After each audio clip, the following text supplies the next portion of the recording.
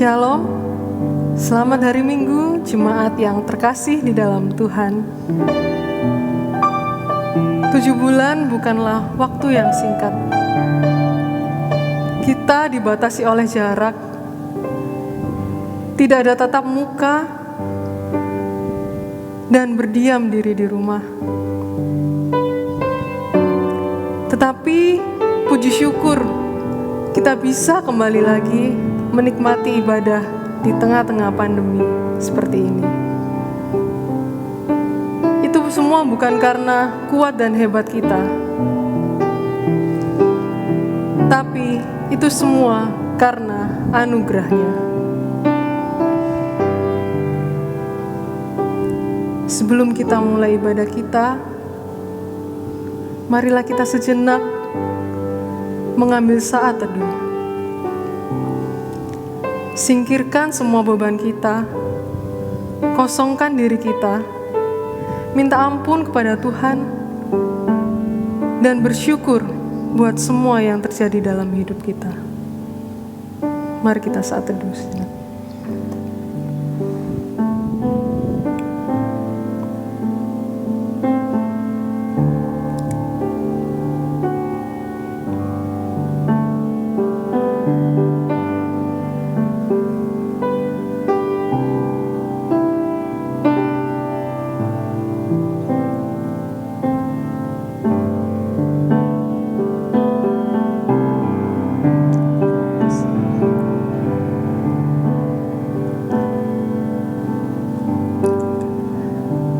Mazmur pasalnya yang ke-28, ayatnya yang ke-7.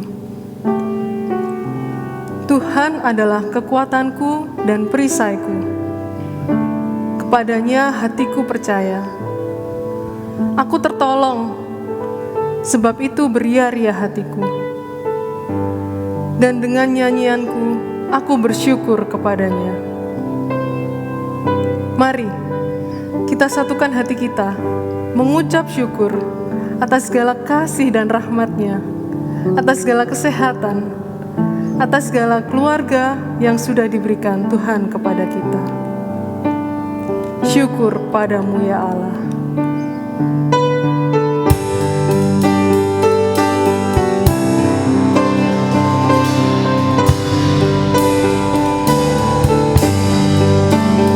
Syukur padamu ya Allah atas segala rahmat-Mu.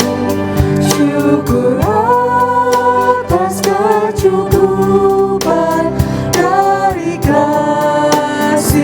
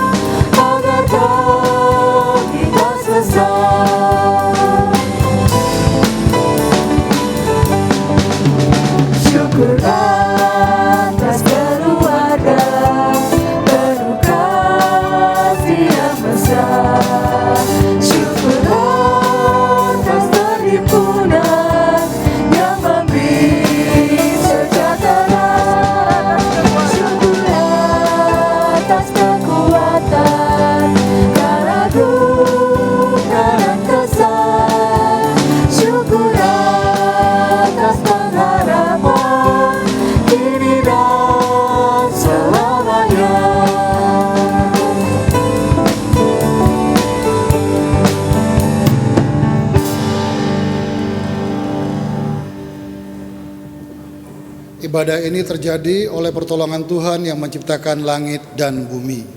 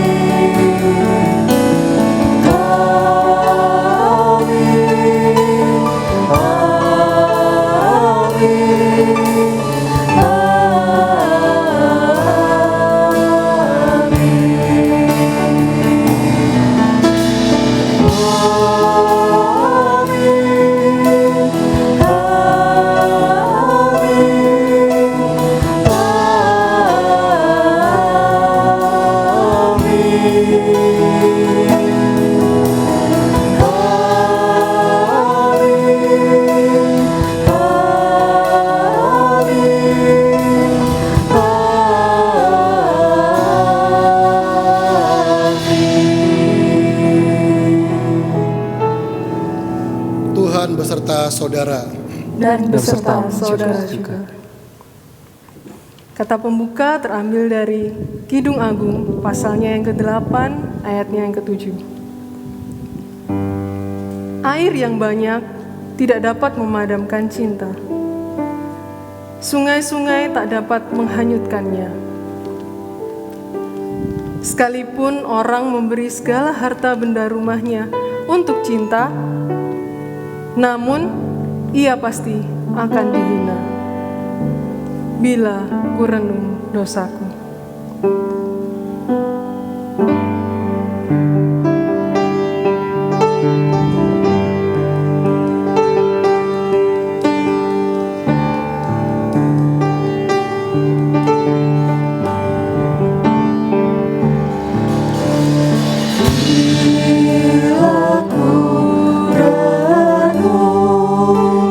Dosaku padamu Tuhan.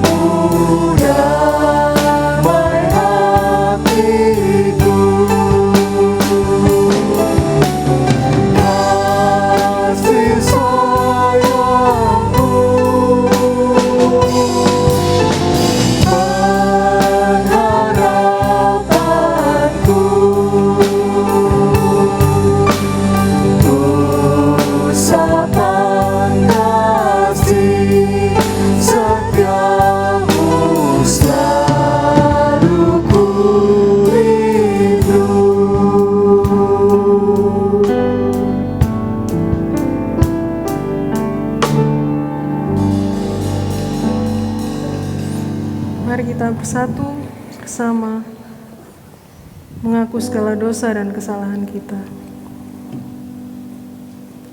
Ya Bapa yang bertahta dalam kerajaan surga,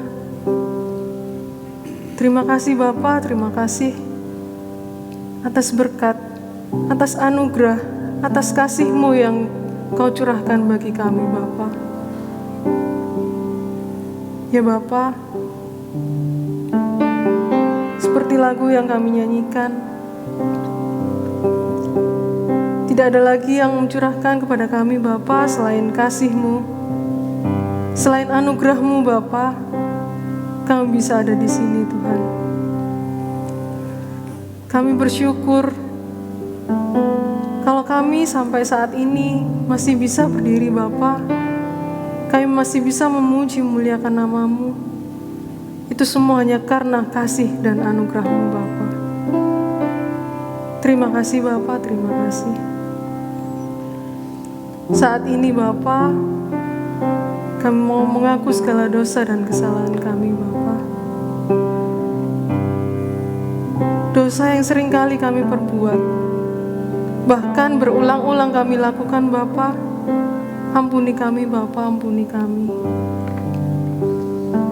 Seringkali kami Bapa menyakiti hati orang lain. Seringkali Bapa kami menyakiti hati Papa dan Mama Papa kami Bapa. Seringkali kami menyakiti hati saudara-saudara kami, kakak adik kami Bapa. Seringkali kami melakukan kesalahan juga terhadap teman-teman kami Bapa. Ampuni kami, ampuni kami. Bukan hanya apa yang kami lakukan, tapi apa yang kami pikirkan dan kami perkatakan Bapa. Seringkali kami melukai hati-Mu. Ampuni kami Bapa, ampuni kami. Ajar kami Bapa untuk terus memandang Engkau. Ajar kami Bapa untuk terus melihat jalan-Mu Bapa, supaya apa yang kami lakukan itu seturut dengan kehendak-Mu Bapa. Ya Bapa, inilah kami Bapa, anak-anak-Mu, penuh dengan dosa Bapa. Kami mau Engkau pakai. Kami ingin Engkau terus ada dalam hati kami Bapa, untuk memimpin setiap langkah kehidupan kami. Kami gak tahu apa yang ada di depan kami Bapa, tapi kami yakin dan percaya Engkau juru selamat kami, Engkau sumber kehidupan kami Bapa. Ampuni kami Bapa, ampuni kami. Terima kasih atas rahmat dan berkat-Mu Tuhan. Terima kasih atas anugerah-Mu. Inilah doa kami Bapa yang jauh daripada sempurna. Kami peralaskan dalam satu nama, Tuhan kami Yesus Kristus. Haleluya. Amin.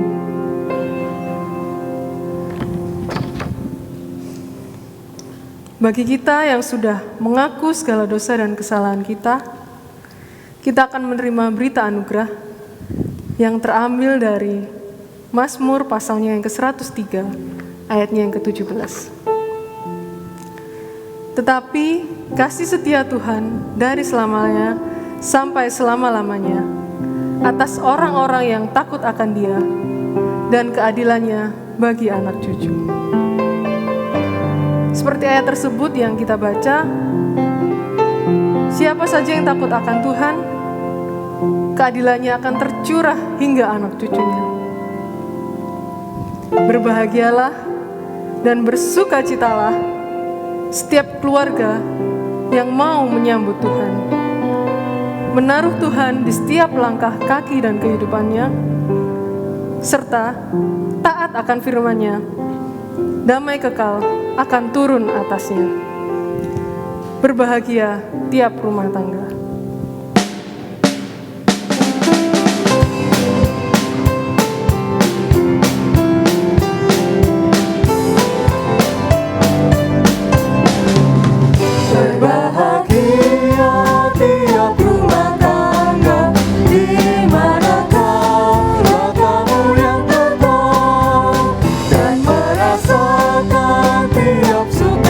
kita, tanpa Tuhan yang tiada lengkap. Di mana hati hirang menyambutmu dan memandangmu dengan berseri. Tiap anggota menanti sabdamu dan taat akan firman yang tabir. Berbahagia rumah yang sepakat, hidup sehari dalam kasih-Mu, serta tekun mencari hingga dapat damai kekal di dalam sinar-Mu. Di mana suka duka kan dibagi, ikatan kasih semakin teguh. Di luar Tuhan tidak ada lagi yang dapat memberi berkat penuh. Mari kita berdoa. Tuhan, di tengah-tengah bulan keluarga pada hari ini, kami bersyukur kepadamu karena Tuhan ingin lagi meneguhkan keluarga kami lewat firman Tuhan.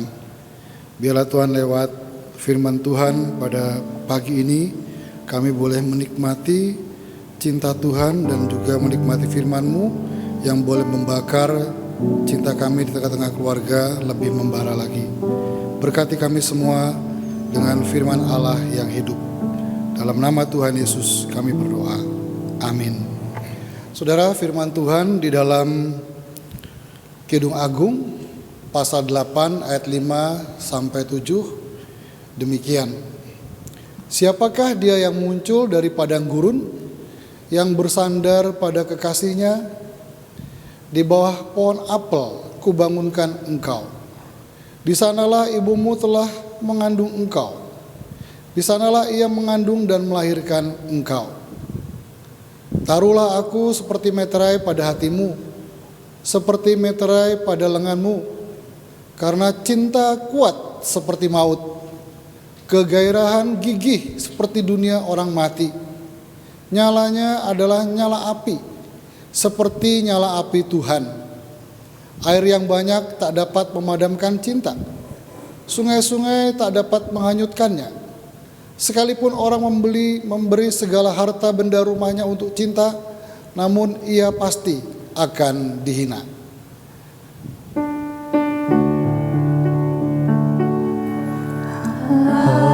Haleluya, haleluya, haleluya.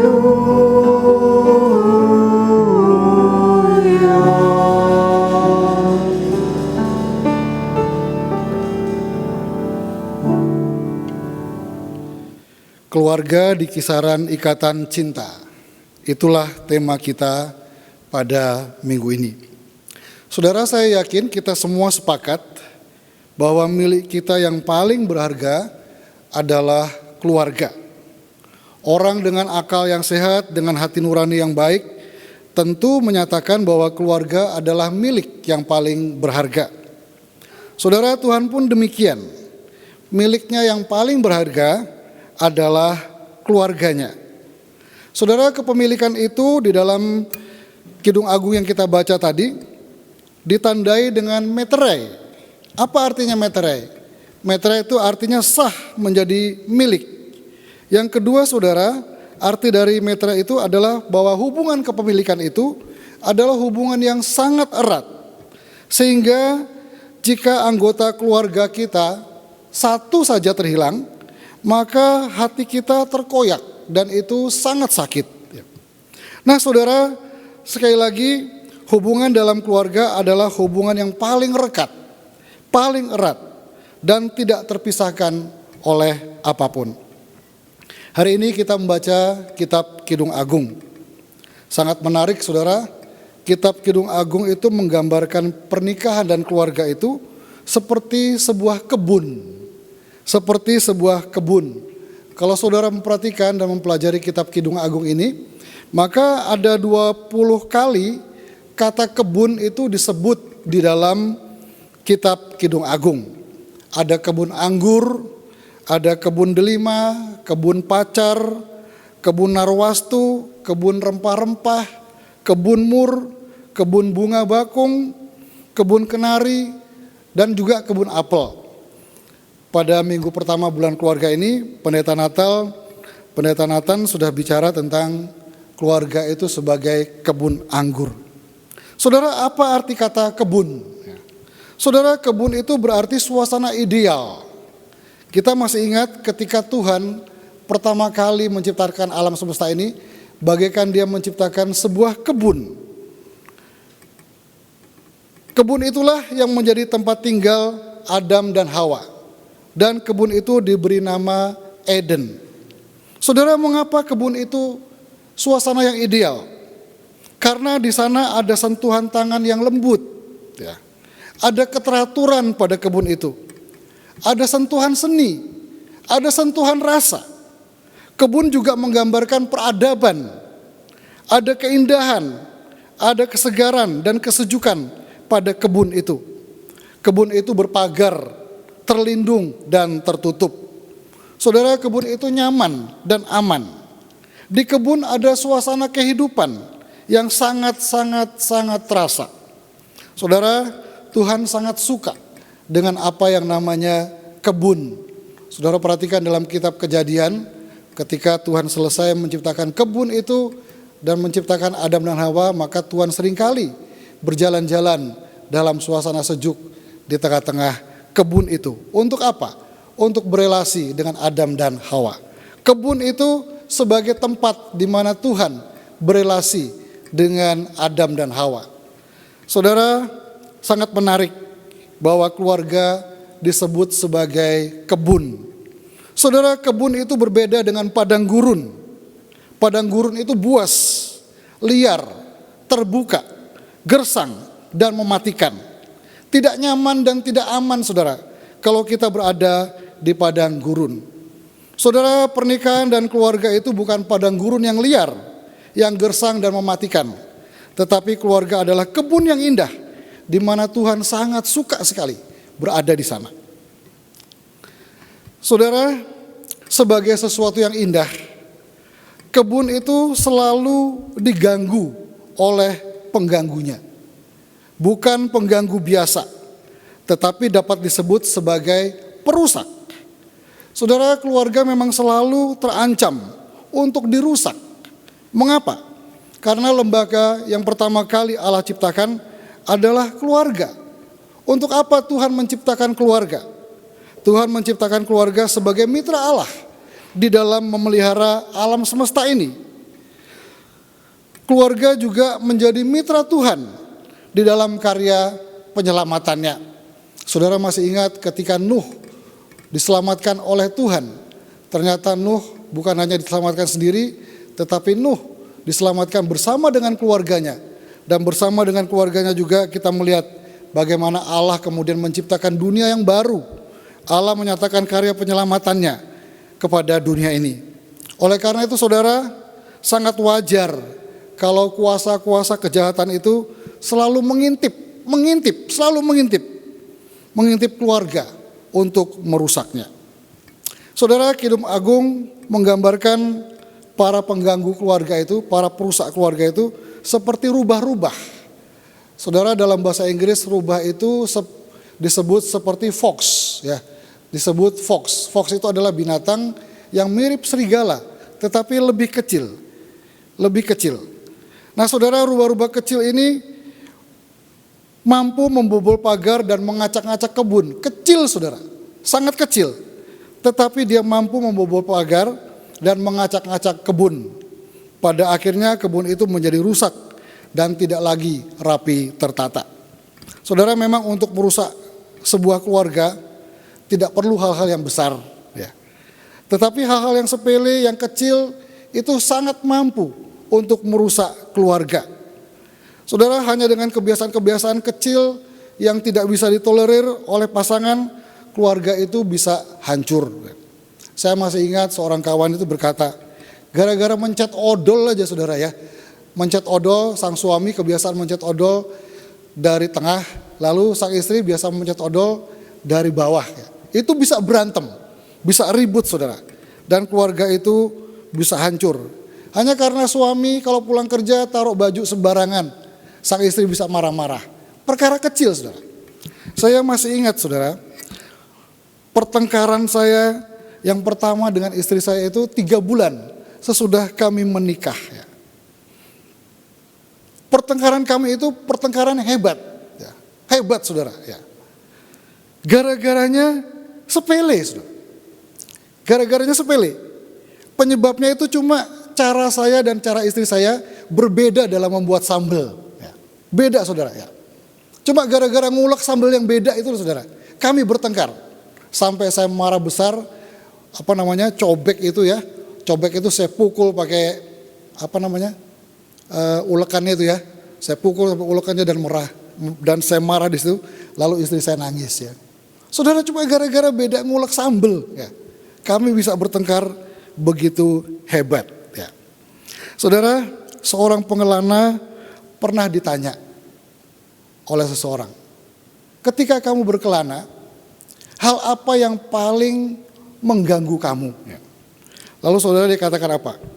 Yang paling mengganggu saya dalam perjalanan pengelanaan saya adalah batu-batu kerikil dan debu yang masuk ke dalam mata saya. Apalagi kalau batu-batu kerikil itu masuk ke dalam sepatu saya. Sangat mengganggu perjalanan saya. Saudara, hal kecil bisa mengganggu perjalanan hidup keluarga kita. Saudara, kebun harus dijaga dengan baik agar rubah-rubah kecil itu yang mengganggu itu tidak masuk dan pada akhirnya merusak kebun keluarga kita. Kebun harus dirawat agar tetap teratur, indah, dan menghasilkan buah yang manis, yang ranum, serta bunga-bunga yang cantik dan harum yang bisa dinikmati. Kalau tidak dirawat, maka kebun itu akan berubah menjadi liar dan hilang keindahannya. Pertanyaannya saudara, siapa yang harus menjaga dan merawatnya? Siapa saudara yang harus menjaga dan merawatnya? Saudara, mari kita melihat ayat 11 di dalam kitab Kidung Agung tadi. Mari kita melihat sebentar. Ayat 11 di dalam kitab Kidung Agung tadi. Pasal 5 ayat 11. Oh maaf, pasal 8 saudara ya. Pasal 8 ayat 11. Ya. Saudara, dikatakan di situ Salomo mempunyai kebun anggur di Baal Hamon. Diserahkannya kebun anggur itu kepada para penjaga. Masing-masing memberikan 1000 keping perak untuk hasilnya. Ayat 12 saudara, sangat menarik. Kebun anggurku yang punyaku sendiri ada di hadapanku. Bagi mula 1000 keping itu Raja Salomo, dan 200 bagi orang-orang yang menjaga hasilnya. Saudara, Salomo itu punya kebun anggur. Kebun anggur itu seperti sebuah perusahaan bagi Salomo. Saudara, sebagai sebuah perusahaan, maka kebun-kebun anggur itu dipercayakan oleh Salomo untuk dijaga oleh para penjaga yang dibayar. Tetapi saudara, sangat menarik. Mempelai wanita ini mengatakan, kebun anggurku ya punyaku sendiri. Apa artinya saudara?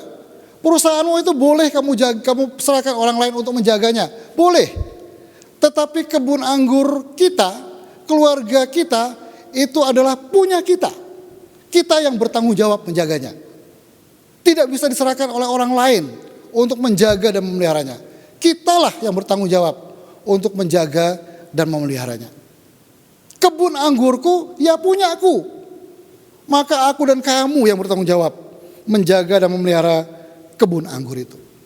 Saudara, itu maksudnya dengan kalimat ini.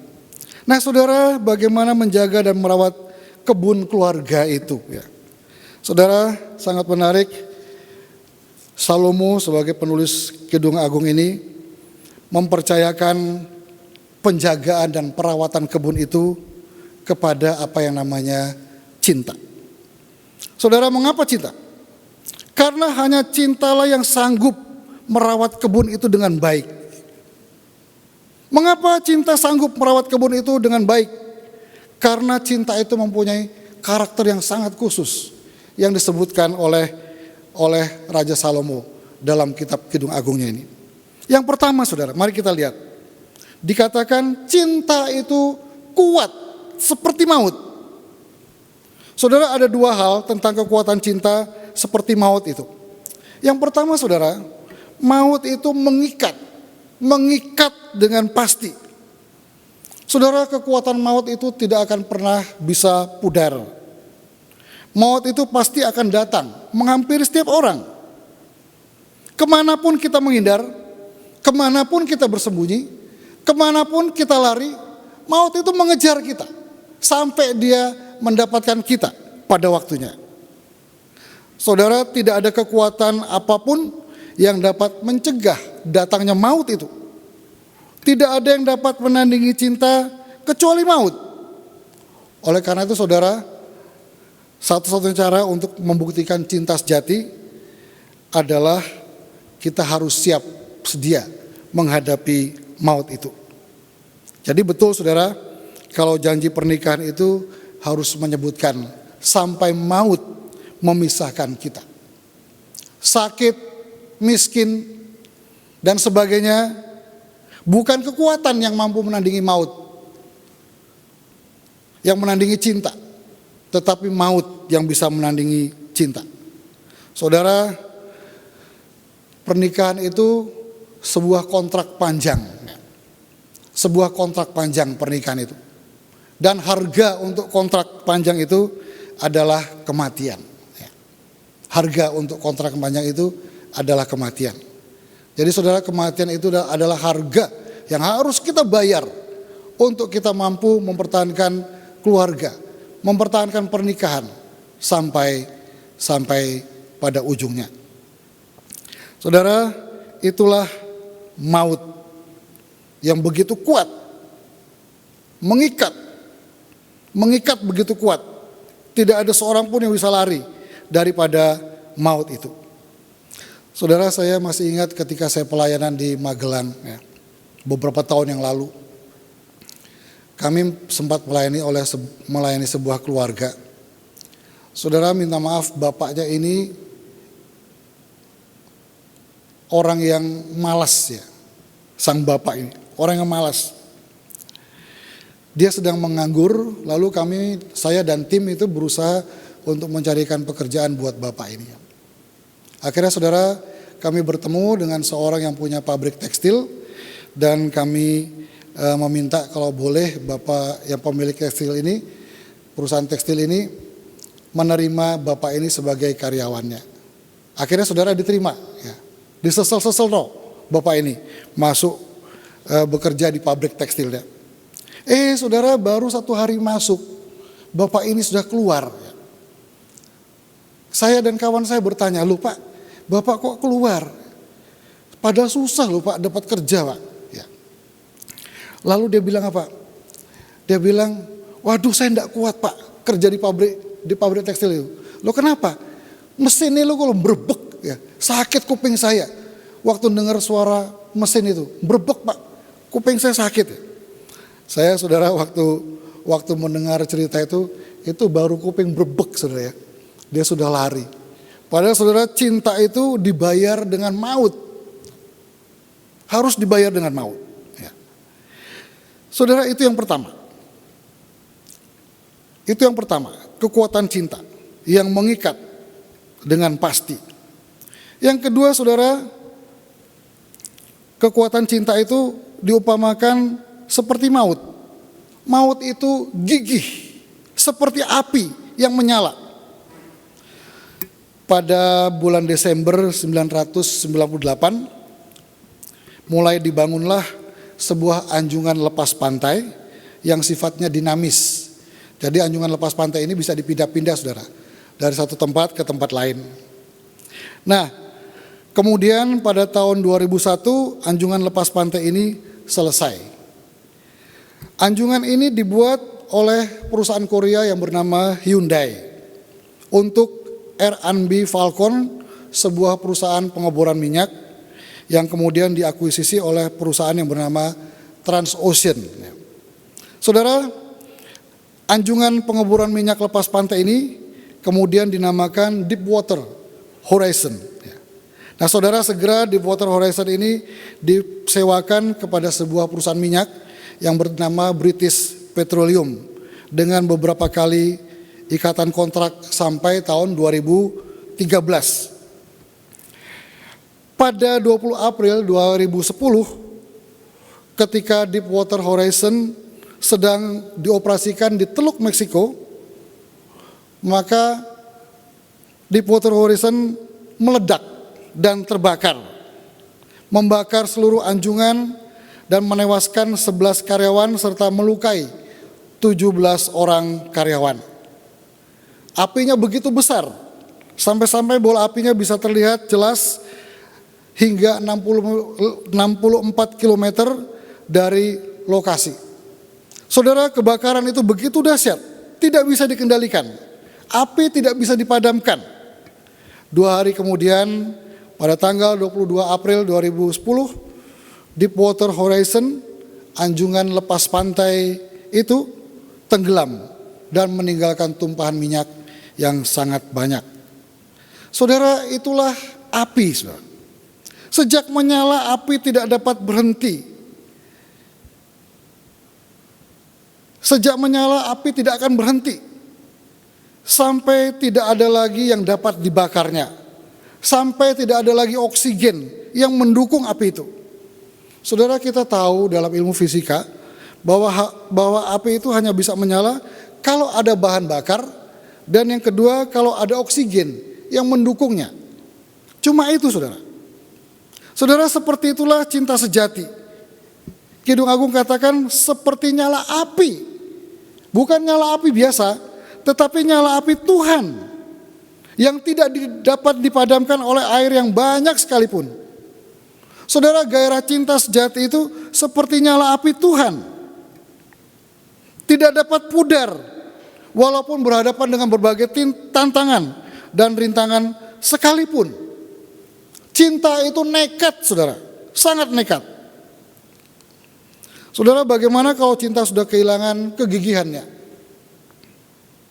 Maka saudara, carilah bahan bakar dan oksigen supaya nyala api cinta itu tetap membara. Saudara, saya berusaha supaya cinta saya dengan istri saya itu tidak redup. Ya. Caranya gimana, saudara? Saya cari bahan bakarnya dan saya cari oksigen supaya api itu tetap menyala. Coba saudara perhatikanlah kalau saya jalan-jalan di mall misalnya ya, lalu saudara lihat dari belakang gitu ya, itu saudara pasti akan ketemu saya sedang gandengan dengan istri saya gitu ya. Pasti saudara ya. Loh, kenapa harus malu gandengan dengan istri walaupun usia sudah hampir 60 tahun? Ya enggak perlu malu toh ya, wong sama istrinya sendiri kok. Ya kalau sama istrinya orang lain yang mesti malu ya. Ini sama istrinya sendiri, saudara ya. Saudara, kebiasaan itu sampai saya lakukan terus sampai saudara satu ketika saya di Pasar Turi, itu karena kebiasaan gandeng istri saya gitu ya. Lalu gandengan itu terlepas, saudara ya. Satu hari di Pasar Turi, gandengan itu terlepas. Kemudian sambil melihat ke belakang, saya pegang-pegang ini ya, pegang-pegang ya. Waktu saya pegang-pegang itu, tangan itu kok menolak gitu ya. Saya lihat ke belakang, ternyata perempuan lain saya pegang, bukan istri saya, saudara ya.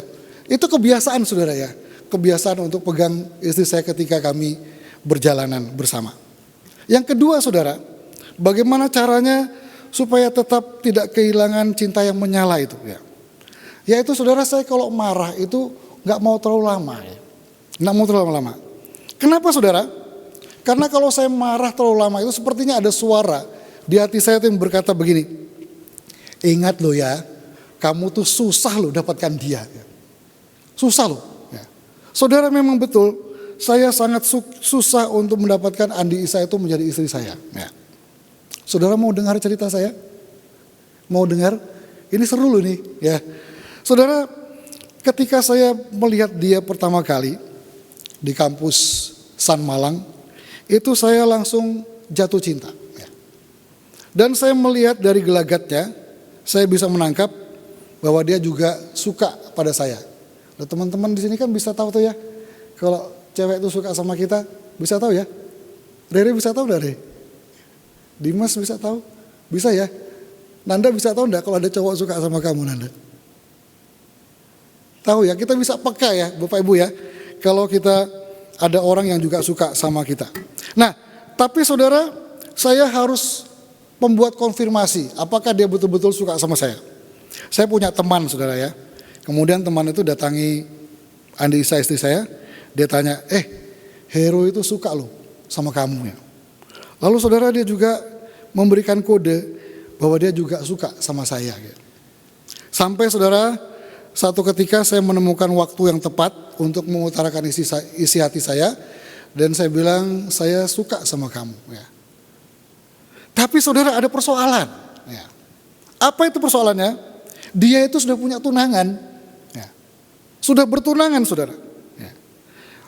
Saudara, saya harus menghadapi ibu bapaknya yang marah besar pada saya pada waktu itu. Saya harus menghadapi mantan tunangannya yang datang ke kampus pada waktu itu. Saya harus dimusuhi oleh teman-teman sekelas yang menyebut saya merebut tunangan orang lain. Istri saya juga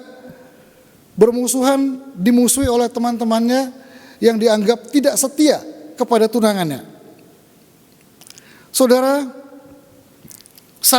sampai kami harus diskorsing selama 1 tahun karena yang namanya cinta itu. Ya. Saudara, sehari setelah vonis skorsing itu disampaikan kepada saya dan Andi Isa, saya bilang sama dia, kita nikah aja yuk. Saudara, istri saya tuh bingung waktu saya ajak nikah. Loh, aku mau apa nikah ini? Tapi saya bilang, nikah aja yuk. Dan istri saya mau. Saudara, halangan tidak berhenti sampai di situ. Ya. Saya telepon papa saya beritahu saya mau menikah. Papa saya marah besar. Ya. Saya sampaikan juga kepada pihak sekolah bahwa kami mau menikah. Saudara, pada awalnya saya dimarahi oleh seorang dosen. Dosen saya seorang ibu. Tapi saudara, saya ngotot. Saya bilang, Bu, maaf ya. Kebetulan dosen itu orang Inggris. Ya. Saya bilang, Bu, maaf ya Bu ya, ini urusan pribadi saya. Urusan privasi saya, ibu tidak boleh ikut campur. Ya. Saudara, saya nekat. Orang tua istri saya juga menolak. Saudara, masih ada lagi tantangan lain. Kalau kami menikah ketika kami masih kuliah, ketika kami diskorsing, biaya pernikahan dari mana? Ya. Lalu saya bilang sama Andi Isa, tenang aja ya, aku lagi ngumpulkan uang buat skripsi. Nah, uang skripsi itu kita pakai dulu aja buat menikah gitu. Yang lainnya gimana? Nanti kalau waktunya kamu nulis skripsi gimana? Nggak ada dana nanti. Saya bilang, itu urusan belakang. Ya. Saudara, sampai kemudian beberapa hari menjelang pernikahan, pendeta yang memberkati kami minta kami buat surat pernyataan bertanggung jawab apabila ada pihak-pihak yang menggugat gereja yang melayani kami karena mereka menolak pernikahan kami. Saudara, sampai kemudian surat undangan pernikahan kami tidak mencantumkan nama-nama orang tua kami. Jadi nama bapak saya, nama bapaknya istri saya itu tidak ada dalam undangan itu ya. Saudara, undangan itu kemudian saya kirim ke om saya, dan om saya marah besar lagi ya. Iki nikah model apa iki ya? Bapak ibu gak disebut ya. Kamu tuh anaknya siapa? Marah saudara. Om saya ya. Selama ini om saya mengenal saya sebagai anak yang baik, yang nurut, tetapi kok tiba-tiba cara menikahnya seperti itu ya. Sampai-sampai saudara saya katakan, sepupu saya katakan, wih, Her, kamu kelihatannya tenang-tenang, tapi berani loh menikah gaya koboi. Saudara, itulah cinta, saudara. Itulah cinta. Cinta kalau sudah lama, sudah menyala tepat pada waktunya, ya seperti itu. Tidak ada yang bisa menghalangi apapun. Ya. Seperti itu, saudara. Ya. Jadi saudara, kalau saya marah pada istri saya, tidak bisa lama-lama. Paling-paling sore hari sebelum matahari terbenam kami sudah baikan lagi ya. Karena saya ingat saudara, dan saya diingatkan dapatnya dia itu susah ya. Susah saudara ya. Jadi saudara, itulah bahan bakar yang kami pakai ya. Ketika kami merasakan bahwa nyala api itu sudah mulai pudar. Bapak, Ibu dan Saudara, lalu bagaimana ketika nyala api itu benar-benar pudar? Bagaimana benar-benar pudar? Saudara, kita harus bergumul dengan Tuhan supaya hati kita terus dinyalakan oleh api cinta Tuhan itu. Supaya keluarga kita, rumah tangga kita terus membara oleh api cinta Tuhan itu.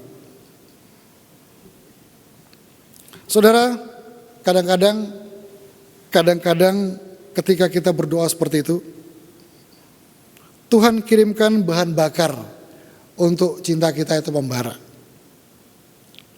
Bisa jadi bentuknya bukan suasana yang nyaman, tetapi bisa jadi bentuknya adalah situasi krisis.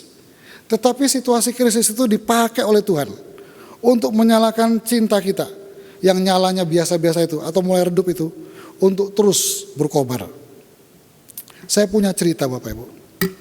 Saya punya kenalan seorang pria yang sudah beristri dan usia pernikahan mereka sudah 20 tahun.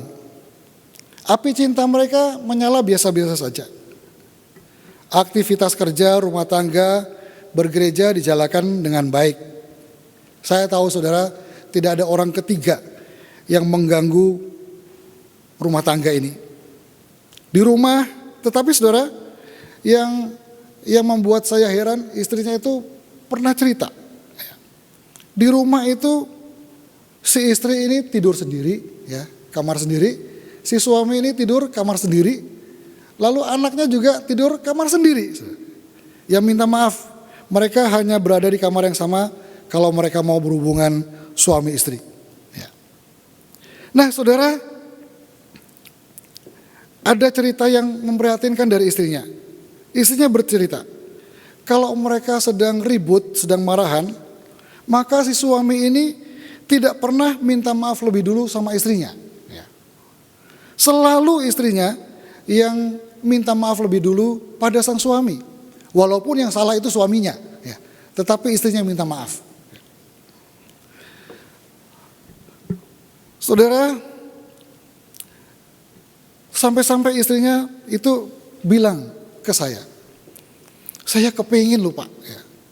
Suami saya ini kalau salah gitu atau kalau kami bertengkar, dia yang minta maaf lebih dulu, bukan saya gitu. Tapi saudara, permintaannya itu tidak pernah terwujud. Sampai kemudian Tuhan kirim sebuah bahan bakar dan oksigen untuk cinta mereka. Wujudnya apa saudara? Wujudnya krisis. Saudara, beberapa bulan lalu di awal-awal merebaknya COVID-19,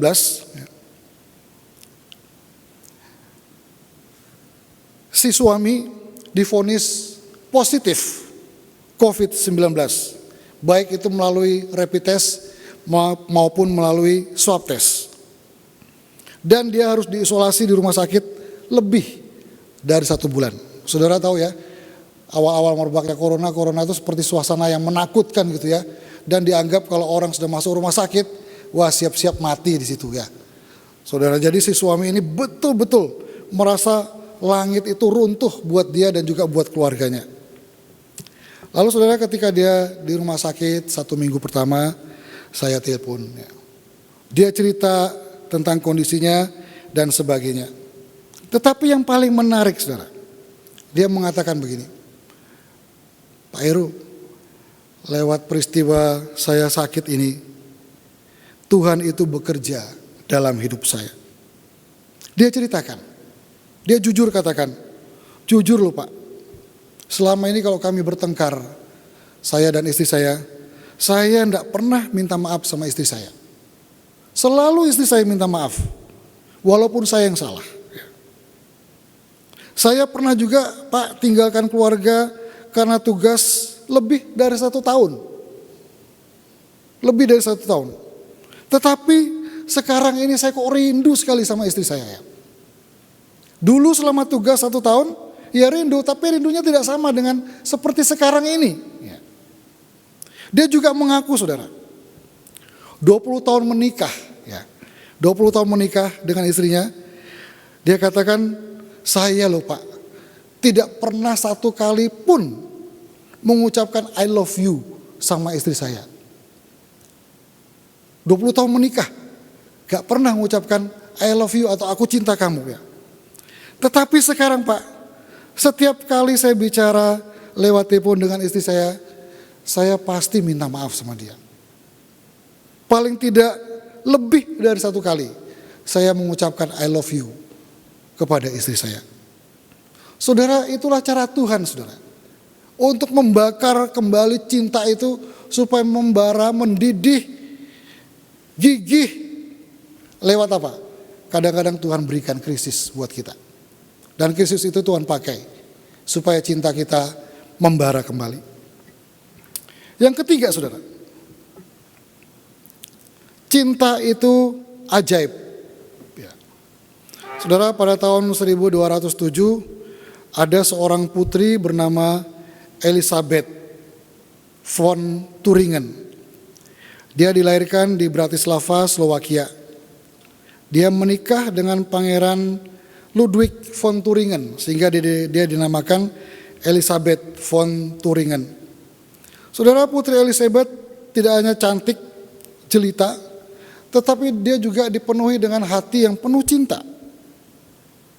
Manis lembut, murah hati, suka memberi. Mereka tinggal di Puri Wartburg. Saudara, putri Elisabeth ini karena kebaikannya, maka dia sering merasa prihatin dengan kehidupan masyarakat di sekitar Puri situ. Secara sembunyi-sembunyi dia sering keluar dari Puri, membawa roti dalam keranjang, ditutupi dengan mantelnya, dan dibagikan kepada masyarakat di sekitar Puri itu. Walaupun suaminya melarang dia untuk keluar Puri. Namun saudara, pada suatu ketika, pada waktu sang putri ini menjinjing keranjang berisi roti untuk dibawanya ke desa kepada masyarakat di sekitar Puri tadi, dia dipergoki oleh suaminya, Pangeran Ludwig itu.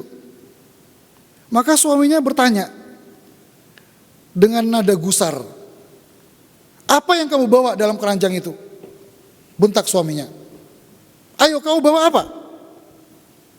Saudara, putri Elisabeth terkejut karena dia ketahuan keluar Puri dan dia ketakutan. Saudara, langsung dia bertelut di tanah. Lalu dengan tangan gemetar dia pegangi mantelnya yang menutup keranjang itu. Kemudian Pangeran Ludwig sekali lagi mendesak, "Apa isi keranjang itu?" Tiba-tiba dalam hati si putri ada niat berbohong, saudara. Dengan suara gemetar dia menjawab lirih, "Keranjang ini berisi bunga mawar suamiku." Saudara, Pangeran Ludwig sebetulnya tahu bahwa keranjang itu isinya roti. Ya. Maka saudara, dengan geram dia paksa buka penutup keranjang itu. Dibuka aja dengan paksa. Diambilnya mantel itu. Saudara, keranjang itu langsung terbuka. Apa isinya? Saudara, isinya adalah sekuntum bunga mawar merah yang segar dan indah. Saudara, sangat ajaib. Roti dalam keranjang itu telah berubah menjadi mawar merah. Maka saudara, kisah putri Elisabeth von Thuringen ini kemudian dituangkan dalam sebuah lukisan yang diberi nama Das Rosenwunder, yang berartinya mawar yang ajaib. Saudara, lukisan ini sungguh ada dan dipajang di Puri Wartburg. Lukisan ini memperlihatkan putri Elisabeth sedang memeluk keranjangnya dan sang pangeran memaksa membuka mantel yang menutup keranjang itu tadi. Maka di keranjang itu tampaklah sekuntum bunga mawar segar berwarna merah yang sungguh menyala dengan indah. Sekarang saudara, lukisan ini banyak sekali versinya, ya, dan replika-replikanya banyak sekali dalam bentuk mosaik. Jadi saudara, kalau saudara perhatikan di katedral Katolik itu hampir selalu ada lukisan Das Rosenwunder ini dalam bentuk kaca patri itu ya. Hampir selalu ada. Nah saudara, pesan daripada kisah ini apa? Yaitu tentang keajaiban cinta. Cinta dapat menimbulkan keajaiban.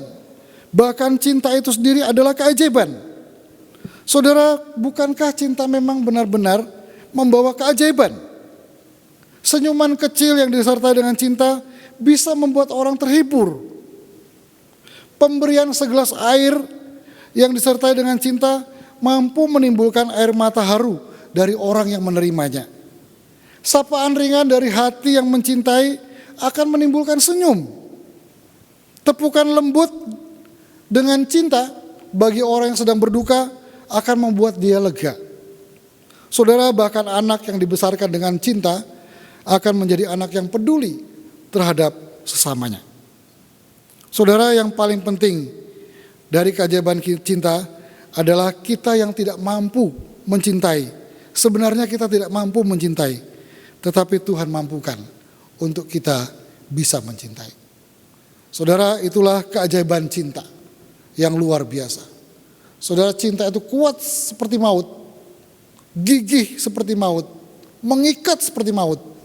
Dan juga cinta itu memberikan keajaiban bagi keluarga kita. Saudara, khotbah saya ini akan ditutup oleh kesaksian Penatua Dimas. Shalom jemaat yang terkasih di dalam Tuhan kita Yesus Kristus. Bapak Ibu Saudara, saya akan menceritakan cinta kasih Tuhan yang terjadi dalam kehidupan saya. Setiap kita pasti pernah merasakan momen sukacita maupun duka cita. Dengan seperti itulah terjadi keseimbangan dalam hidup. Beberapa waktu yang lalu, saya mengalami duka cita yang mendalam, yang saya alami bersama keluarga. Tepatnya pada tanggal 8 September 2020, yang lalu ayah saya pulang ke rumah Bapak. Lebih dari 1 bulan, ayah saya harus dirawat secara intensif dalam ruang isolasi COVID di rumah sakit PHC. Kami sekeluarga banyak berharap bahwa kondisi ayah akan berangsur-angsur membaik dan segera keluar dari rumah sakit. Namun Tuhan berkehendak lain. Duka cita tersebut membawa saya semakin larut dalam kesedihan dan semakin melemahkan iman saya. Sejenak saya lupa akan rencana Tuhan itu pasti yang terbaik bagi kami sekeluarga. Pada awal studi lanjut saya sempat ditanya, siapa sosok yang jadi panutan dalam hidup? Spontan saya jawab, ayah saya. Seorang sosok yang dapat menjadi teladan di dalam menjalani kehidupan saya. Jadi contoh. Namun dengan peristiwa ini, saya merasa tertegur.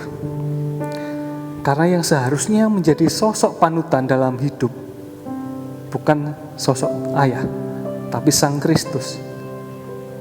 Saya harus bertobat. Karena salah fokus. Jadi pada saat setelah Tuhan panggil ayah saya, di waktu masih subuh, ada 2 orang pendeta yang menemani saya di rumah sakit PHC dalam proses pengurusan pemakaman ayah dengan protokol COVID. Yang pertama, pendeta Stevi dari GKJW Tanjung Perak hadir bersama beberapa penatua karena Papa juga dipercayakan oleh Tuhan jabatan penatua di GKJW Tanjung Perak. Yang kedua adalah pendeta Hero hadir bersama istri, dan kami sempat berbincang dan Tuhan berbicara kepada saya melalui hambanya pendeta Hero. Pada saat itu kesedihan saya sangat membuat saya hancur. Saya merasakan hancur yang sangat mendalam sekali. Namun setelah Tuhan berbicara melalui hambanya, kesedihan saya ini seolah bara api yang disiram oleh air. Beliau menyampaikan hal yang simpel ya, yang sederhana tapi sangat mengena. Sejak kecil kita diajarkan oleh didikan orang tua hanya tentang bagaimana merespon ketika kita dalam kondisi mendapatkan sesuatu. Dari kecil kita diajarkan untuk berterima kasih ketika kita mendapatkan sesuatu. Namun kita tidak diajarkan untuk bagaimana cara merespon saat kita melepaskan sesuatu. Itulah alasannya mengapa saat kita merasa kehilangan sesuatu yang berharga dalam hidup kita, dengan spontan kita akan merasakan kesedihan yang sangat mendalam. Beliau juga mengingatkan bahwa segala sesuatu adalah milik Tuhan. Maka ketika Tuhan mau ambil apa yang menjadi kepunyaannya, maka itu adalah hak Tuhan. Kita manusia harus memahami akan hal itu. Bahkan ketika kita lahir baru menyatakan Kristus sebagai juru selamat kita, maka pada saat itu kita tidak lagi mempunyai hak atas hidup kita, dan sepenuhnya adalah milik Tuhan.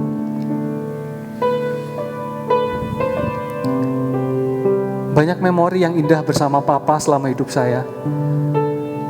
Namun saya harus belajar untuk melepas dan memahami dengan baik bahwa apapun yang terjadi adalah kehendak Tuhan. Dan itu yang terbaik bagi kami sekeluarga. Seperti khotbah yang tadi disampaikan, cinta kuat seperti maut. Saya mengasihi ayah saya mengasihi Papa. Namun jangan sampai pernah lupa bahwa jangan salah fokus. Cintai Tuhan melebihi apapun.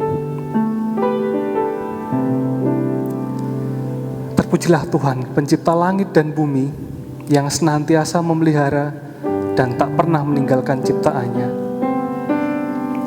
Sekian sharing dari saya, kiranya dapat menguatkan kita sekalian. Tuhan Yesus memberkati.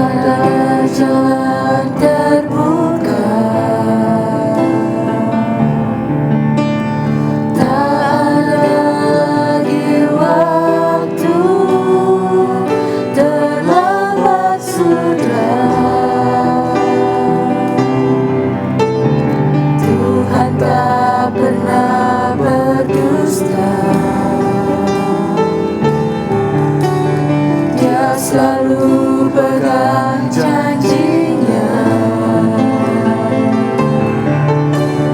Bagi orang percaya, mujizat nyata.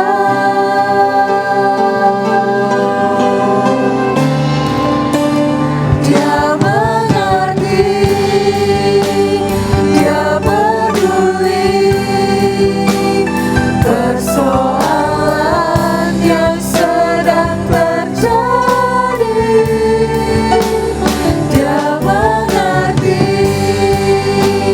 dia peduli persoalan yang kita alami. Namun satu yang dia minta, agar kita percaya sampai mujizat terjadi nyata.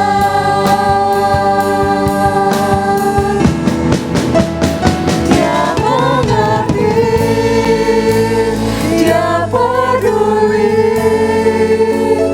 persoalan yang sedang terjadi. Dia mengerti, dia peduli persoalan yang kita alami. Namun satu yang dia minta, agar kita percaya sampai mujizat terjadi nyata. Namun satu yang dia minta, agar kita percaya sampai mujizat menjadi nyata.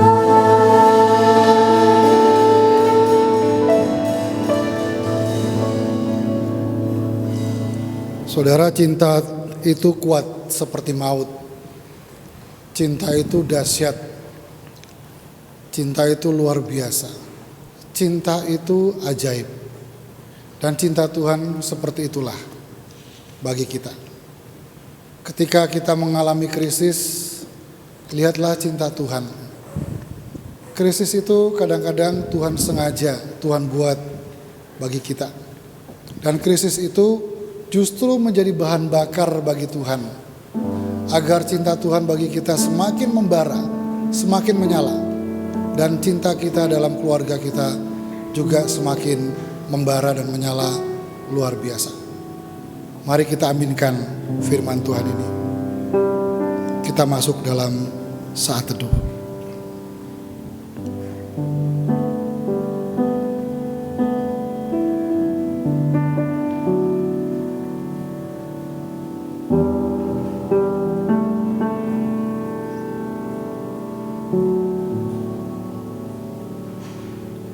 Amin. Marilah kita bersama dengan umat Allah di masa lalu, masa kini, dan masa depan mengingat pengakuan iman pada baptisan menurut pengakuan Imam Rasuli. Aku percaya kepada Allah, Bapa yang Maha Kuasa, Khalik langit dan bumi, dan kepada Yesus Kristus, anaknya yang tunggal Tuhan kita, yang dikandung dari Roh Kudus, lahir dari anak Maria, yang menderita sengsara, dibawa ke tangan Pontius Pilatus, disalibkan, mati dan dikuburkan, turun ke dalam kerajaan maut. Pada hari yang ketiga, bangkit pula dari antara orang mati, naik ke surga, duduk di sebelah kanan Allah, Bapa yang Maha Kuasa, dan dari sana ia akan datang untuk menghakimi orang yang hidup dan yang mati.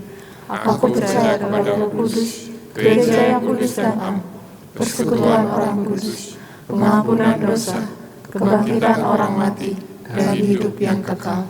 Jemaat, mari kita bawa syafaat kita di hadapan Tuhan. Tuhan, kami pada hari ini membawa saudara-saudara kami yang terpapar virus COVID-19. Biarlah Tuhan anugerah-Mu bekerja bagi mereka. Ketika mereka sedang sakit pada saat ini, mereka berhadapan dengan krisis saat ini, mereka justru menemukan kebersamaan dengan Tuhan, pengalaman yang indah bersama dengan Tuhan. Sehingga Tuhan, krisis yang mereka alami, sakit yang mereka alami, justru menjadi bahan bakar bagaimana Tuhan semakin mencintai mereka, dan juga bagaimana mereka semakin saling mencintai dalam kehidupan keluarga mereka. Tuhan, anugerah-Mu bekerja bagi saudara kami yang terpapar virus corona ini. Kami juga menyerahkan dunia, Tuhan, yang sedang terluka karena menghadapi wabah ini. Kami percaya, Tuhan, lewat wabah ini Tuhan juga mau menyatakan cinta kasih Tuhan, memperbesar dan membuat cinta-Mu semakin berkobar bagi dunia ini. Tuhan, anugerah-Mu Tuhan nyatakan bagi dunia yang saat ini sedang sakit. Kami juga menyerahkan, Tuhan, saudara-saudara kami yang menjalani tugas sebagai dokter, perawat, tenaga medis yang berjuang untuk menyelamatkan pasien. Kiranya Tuhan berikan kekuatan pada mereka, kesabaran, keberanian, dan juga hikmat untuk mereka boleh merawat pasien dengan baik di dalam kasih dan anugerah-Mu.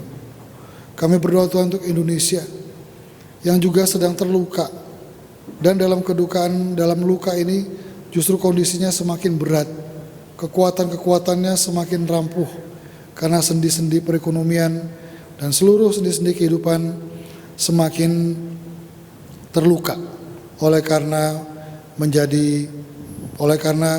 dampak daripada merebaknya virus ini. Tuhan, biarlah Indonesia dapat melewati kondisi sulit seperti sekarang ini. Anugerah Tuhan, kekuatan Tuhan kembali boleh meneguhkan negeri kami, sehingga negeri kami dapat tegak berdiri lagi dengan kekuatan Tuhan, melewati kondisi sulit ini dengan baik.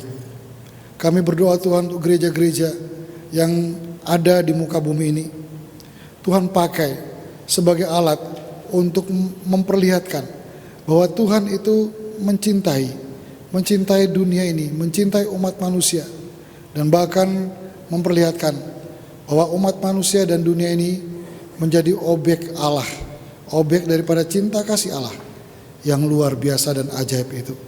Sehingga kami boleh percaya Tuhan tetap peduli bagi dunia ini, bagi umat manusia, dan juga bagi kami semua. Terima kasih, Tuhan, untuk anugerah-Mu. Terima kasih Tuhan, inilah doa kami yang tidak sempurna, namun kami bersyukur kami boleh membawanya ke hadapan Tuhan dalam nama Tuhan Yesus yang mengajarkan kami berdoa.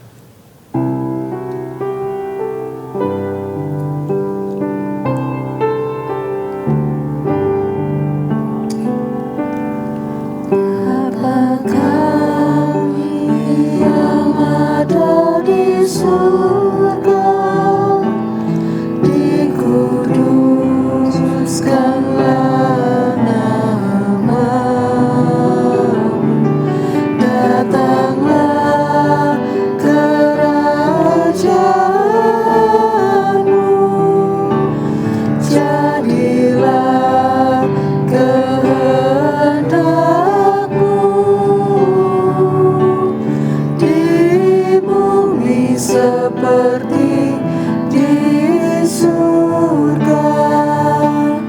Berilah kami pada hari ini makanan kami yang secukupnya, dan ampuni kesalahan kami seperti kami ampuni yang lain, dan jauhkan kami dari pencobaan, lepaskanlah kami dari yang jahat,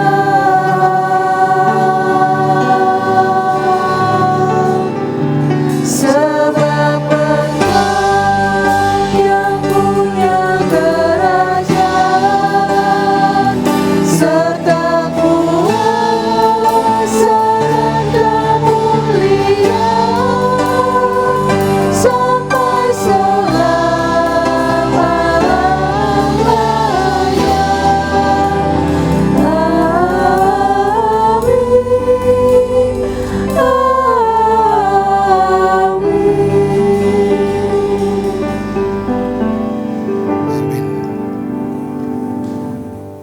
tiba saatnya kita memberikan persembahan. Saya dasarin dari Roma 12 ayat 12. Bersukacitalah dalam pengharapan, sabarlah dalam kesesakan, dan bertekunlah dalam doa. Di saat seperti ini, di mana kita sering merasa sesak, baik itu kondisi ekonomi, kondisi kesehatan, dan kondisi-kondisi yang membuat kita merasa sesak, biarlah kita tetap terus bersabar dan menaruh pengharapan di hadapan Tuhan melalui doa-doa kita. Karena Tuhan tidak akan melupakan kita, Dia akan menyertai kita, memberkati kita. Oleh karena itu, marilah kita membawa persembahan kita dengan penuh ungkapan syukur, kekuatan Tuhan yang memampukan dan menyertai dalam setiap perkara. Persembahan dapat dilakukan melalui transfer Bank BCA nomor 258 304 3977 atau dengan metode fintech. Bila tidak bisa keduanya, jemaat dapat mengumpulkan persembahan dalam amplop dan setelah 1 bulan dapat menghubungi kantor gereja di nomor telepon yang tertera di layar untuk diambil.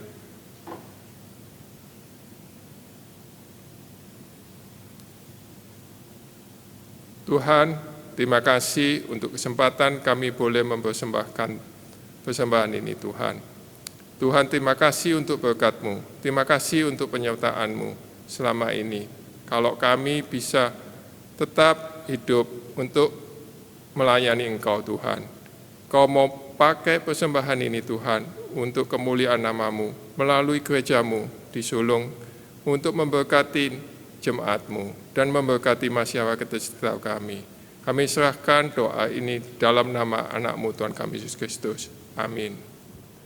Mari kita bersama-sama meletakkan Tuhan di tengah-tengah keluarga kita untuk memimpin setiap langkah kehidupan kita. Keluarga hidup indah bila Tuhan di dalamnya.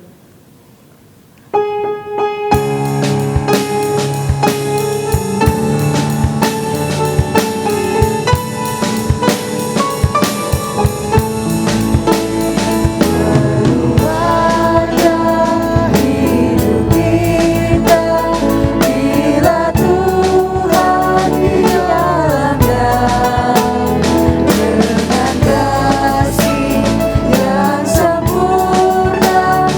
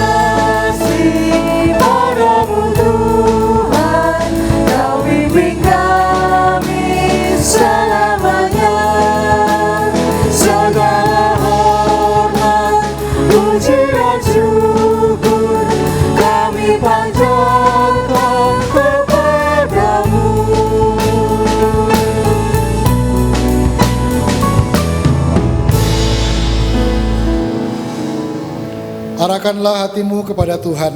Kami mengarahkan hati kami kepada Tuhan. Jadilah saksi Kristus. Syukur kepada Allah, Terpujilah Tuhan. kini dan selamanya. Terimalah berkat Tuhan. Tuhan memberkati engkau dan melindungi engkau. Tuhan menyinari engkau dengan wajah-Nya dan memberi engkau kasih karunia. Tuhan menghadapkan wajah-Nya kepadamu dan memberi engkau damai sejahtera.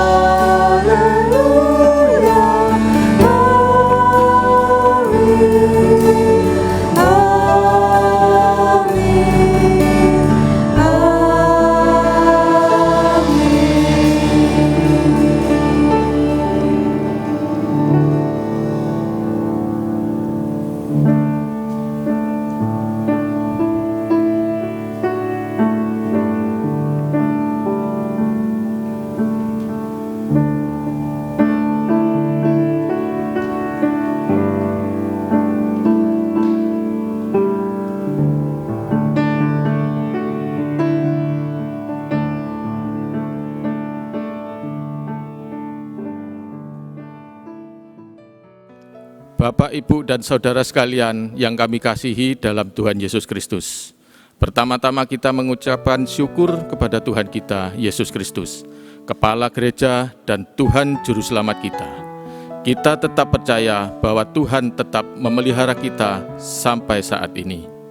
Apapun keadaan kita, dalam suka dan duka kita, dalam segala kesulitan dan beban hidup kita, Tuhan tidak pernah meninggalkan kita semua. Dalam keadaan yang masih belum menentu saat ini, demikian juga seluruh kehidupan perekonomian global, baik dunia dan bangsa negara kita, semuanya masih belum pulih dengan sempurna. Maka dalam rapat pleno Majelis Jemaat GKI Sulung, memutuskan masih memberikan bantuan kasih COVID-19. Saudara-saudara kita memang membutuhkan bantuan tersebut. Bantuan diberikan untuk memenuhi kebutuhan hidup setiap harinya. Sampai hari ini, kita sudah memberikan kepada 57 saudara kita yang membutuhkan bantuan COVID-19.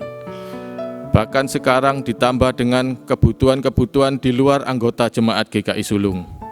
Majelis Jemaat telah memutuskan untuk memberi bantuan kasih COVID-19 kepada 8 keluarga para hamba Tuhan yang melayani di kota-kota kecil.